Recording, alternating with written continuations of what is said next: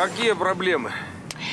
Вы знаете, у меня спереди что-то сначала странно так засвистело, потом зашумело, потом застучало, потом перестало.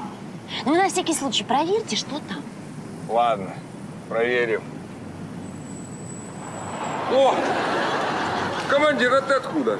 С Кутузовского. О! Опять что-то свистнуло, слышали?